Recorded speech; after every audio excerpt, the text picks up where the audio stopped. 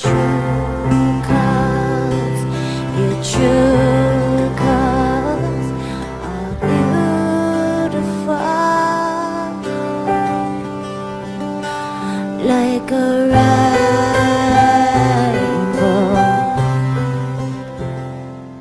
Alright, yan nahatid ng Revicon Think Positive, Huwag Kang Aayaw. Well, tamang-tama talaga yung song na True Colors ngayon na, di ba, Keisha? Tama. Ngayon na ang panahon para ilabas ang mga tunay na kulay dyan. Yes, Jaja, para mas makilala natin ang ating sarili at para na rin makapag-level up ang ating self-esteem. Gusto ko yan na level up. Saan na nga ba tayo kanina? Number 9 at ngayon ihatid natin yung number 10. Ay nako, Keisha, madalas itong ginagawa. Ay siguro yung iba din dyan. Ewan ko lang, nakakabutas nga ng bulsa. Jaja, hindi naman yung nakakabutas ng bulsa. Minsan, pwede ka naman mag-relax para naman magkaroon ka ng reward sa sarili mo. Ayun, ang nasabi mo na rin. Number 10, para makarelate ang ating mga tagapakinig. Ano yun? Ang number 10 kasi ay reward yourself when you succeed. Oo, kapag nag-succeed tayo sa isang bagay na dapat lamang na rewardan natin yung sarili natin. Hindi naman yung puro sa iba kapag may nagawang maganda, diba? Tama-tama sabi mo kanina eh. Hindi mo kailangan gumastos sometimes. Diba? Simple magpahinga ka lang, pwede ng reward sa sarili mo yun.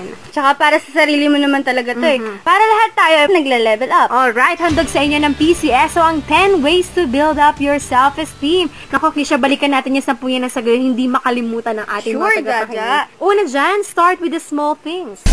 Number 2, don't always try to please others. Number 3, avoid negative thoughts. Number 4, face your fears and learn from failures. Stop the negative thoughts ang ating number 5. Number 6, improve your self-confidence. Do something to impress yourself ang number 7. Number 8, don't worry about being perfect. Number 9, learn to appreciate yourself. And lastly, number 10, reward yourself when you succeeded. And that's it for tonight. Thank you for listening. Sana lahat ng to ay makatulong sa inyo. Yes. Ganun na rin sa mga kilala nyo, kaibigan nyo. Yes, kumbaga i-share natin kung ano yung binahagi natin ngayon. Alright, manatiling nakatunin dito sa 101.8 Forever. Ito ang huling kanta na handog sa inyo ng Alexan FR.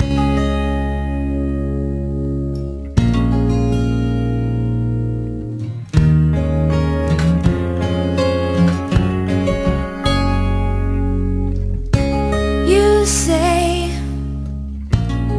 I only hear what I want to.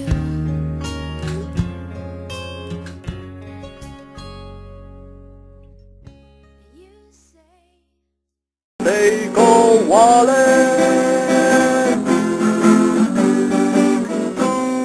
Seiko Wallet, ang wallet na maswerte.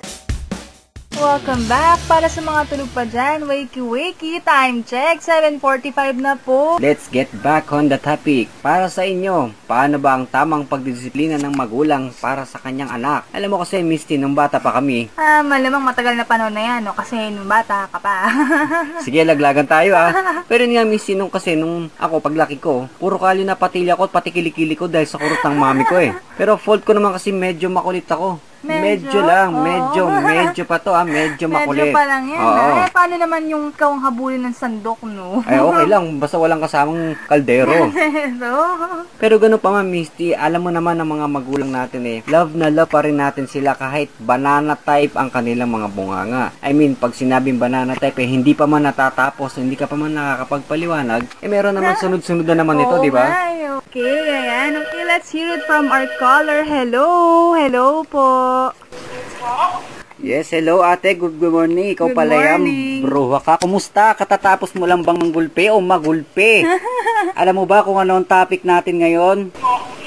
Ay, hindi siya nakikinig. Kaya hindi siya napatawag para magbigay ng opinion. Hindi natin siya caller sa programang ito. Misty? Ayan. Para sa'yo, paano ang tamang pagdidisiplina ng magulang sa anak? Anong pangalan po ulit ng caller namin? Ano po? Kisha? Sisa? Kisha. Hindi siya po? Ano?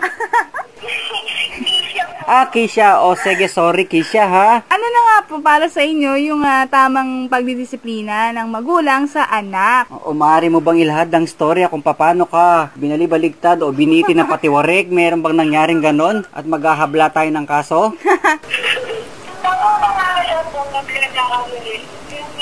Napakahaba ng kwento niya.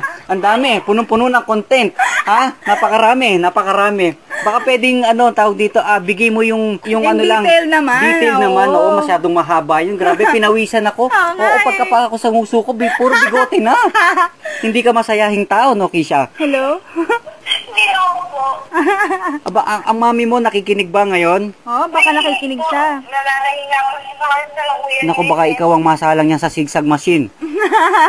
Ayan, hello pala kay mami. Ay, hello muna lang kami kay mami. Ano pangalan ni mami? Hinita po. Ano po? Binigno? Hinita. For short bag. Buds daw. Ano ba? Buds. Hello po, Mami Hello po, Buds. yan. Magandang umaga po sa inyo. Ito po si Kisha. Sinusumbong kay Sam kung ano daw pong ginagawa niyo sa kanya. May mensahe ka ba para sa sa mami mo? Nasa saan ka susunduin? Nawawala ka ba? Hindi na yun po yun. Ay, hindi ka ba nawawala? Akala ko nawawala ka, nananawagan ka, nawawala ka, hindi ba? Hindi po. Ay, hindi ba? Ayun. Kasi, Sige, pakisagot mo na nga po, Kisha. dati, nung bata pa lang kami, palagi kami ginagalit na ng mga mama ko. Kasi, matigas ang ulo magkakasing. Kaya lang kami pinapalo. Kasi lang naman. Huwag ka umiyak ka. Ano po yun? Naku, hindi tayo naririnig. Ako ba kausap nyo? Ang haba ng kwento kasi, nahaba ng kwento niya, nakatulog ako. Oo, nakatulog na tuloy. Si Moy. Ayun. Moy, magising ka na nga. Moy. Anyway, naalala ko din tuloy yung mami ko. Ayun, kasi naudot yung kwento ko kanina eh. Uy ate, wag mo muna nga ibaba. Kisha, hello. O talagang hindi niya binaba. Matibay to. O, wag mo munang ibababa ate. Baka malay mo ikaw ang manalo ng worth 1,000 pesos na load. At yun ay joke lang. Joke lang, oo. At teka lang, nga pala, bago tayo magpaalam, callers and texters, just keep on subscribing to Motmot and Misty for live feeds of the program. And, uy nga pala, speaking of texters, ayun, si Ma'am Margel nag-text, ayan, belated happy 18th birthday nga pala, ma'am. Ay, kasama na ba ako? Oo. Akala ko kayo dalawa lang ni Kisha nag-uusap eh. Akala ko programa nyo na to eh. Kisha, may bala ka bang palitan kami as DJs? Hindi na po ba alam? Ay, Ambisyosa. mangarap ka lang. Ambisyosa ka, Oo. ate. Siguro nung bata ka, pinakain ng Star Margarine, punong-puno ka ng pangarap. Ayun. Ayun, may pahabol nga palang message si Ma'am Margel, ayan. Ako nababasa, sige, nababasa. sige. Ito, nando ba yan si Ma'am Margel? Parang jeje mo yata ang sulat. Hindi. Sabi niya, mga anak, galingan nyo. Ngayon pa lang, uno na kayo. Hindi ako natawa.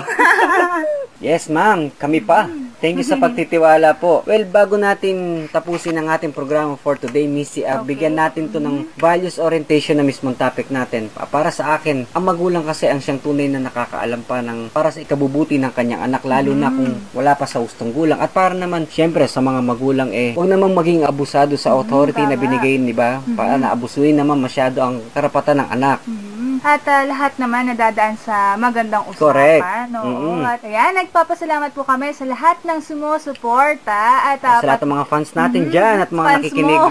Oo, fans ko. Ayan, at patuloy na makinig sa Motmot and Misty.